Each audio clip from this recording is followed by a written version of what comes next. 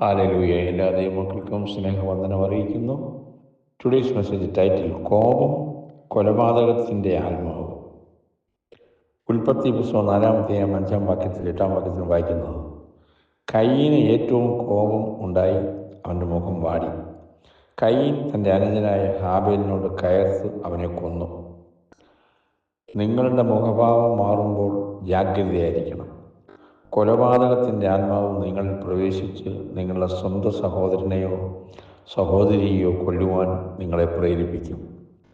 ഇന്ന് കേരളക്കരയിൽ വാർത്തകളിൽ അനേക കൊലപാതകങ്ങൾ നടക്കുന്നുണ്ട്. ഇതിന് പിന്നിലുള്ളത് കോപമാണ്.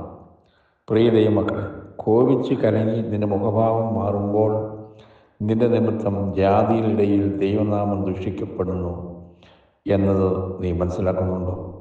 കോപം കൊലപാതകത്തിൻ്റെ ആത്മാവാണെന്നത് പല ദൈവമക്കളും മനസ്സിലാക്കുന്നില്ല. ഈ ദുരാത്മാവ് നമുക്കറിയാം, ശൗലിൽ പ്രവേശിച്ചപ്പം നിഷ്കളങ്കനായ ദാവീദിനെ കൊല്ലുവാൻ അവൻ ആഗ്രഹിച്ചു. 1 ശമൂവേൽ 15 കാണുന്നുണ്ട്. ഹെരോദാവ് തൻ്റെ കഠിന കോപത്താൽ 2 വയസ്സിൽ താഴെയുള്ള ആയിരക്കണക്കിന് കുഞ്ഞുങ്ങളെ കൊന്നു. മത്തായി 2:16 വായിക്കുന്നു. ഫറവോൻ ഇസ്രായേൽ മക്കളോട് കോപിച്ച് അവരുടെ ആൺകുഞ്ഞുങ്ങളെയൊക്കെ കൊന്നു. യാക്കോബിൻ്റെ പുത്രന്മാരായ ശിമെയോനും ലേവിക്കും ശേഖേമിനോട് കഠിന കോപം ഉണ്ടായപ്പം തങ്ങളുടെ കോപം ഹൃദയത്തിൽ മറച്ചുവെച്ച് പുറമേ സ്നേഹഭാവം കാണിച്ച് പെരുമാറി.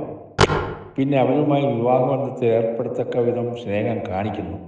എന്നാൽ ചില ദിവസം കഴിഞ്ഞപ്പം അവർക്ക് തക്ക അവസരം ലഭിച്ചപ്പം ആ ദേശത്തുള്ള ആണുങ്ങളെയെല്ലാം കൊന്നൊടുക്കി.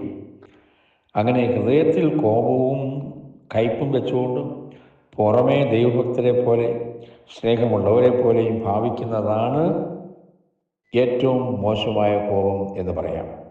അവരുടെ കോപം അത്രമാത്രം വെറുക്കത്തക്കതായതിനാൽ അവരുടെ സ്വന്തം പിതാവ് തൻ്റെ മരണക്കിടക്കയിൽ വെച്ച് അവരെ അനുഗ്രഹിക്കുന്നതിന് പകരം ഉൽപ്പത്തി 49-ാം അധ്യായത്തിൽ കാണുന്നുണ്ട്. ശിമെയോനും ലേവിയും സഹോദരന്മാർ, അവരുടെ വാളുകൾ സാഹസത്തിൻ്റെ ആയുധങ്ങൾ എന്നുള്ളമേ അവരുടെ മന്ത്രണത്തിൽ കൂടരുതേ.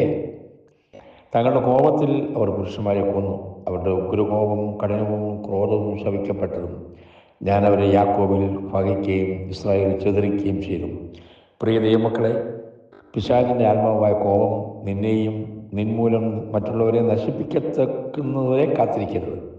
അത് വേഗം തകർന്നും നുറുങ്ങിയുമുള്ള ഹൃദയത്തോട് ദൈവത്തോട് നമ്മൾ അടുത്ത് ചെല്ലുക. ദൈവം നിന്റെ കരുണയാൽ നിന്റെ കോപത്തിൽ നിന്നും വിടുതൽ നൽകുവാൻ സ്ഥിരമായൊരു ആത്മാവിനെ നിന്നെ പുതുക്കുവാൻ ആഗ്രഹിക്കുക, പ്രാർത്ഥിക്കുക. ദൈവം ശക്തൻ. ദൈവം അനുഗ്രഹിക്കട്ടെ. Thank you. God bless you all.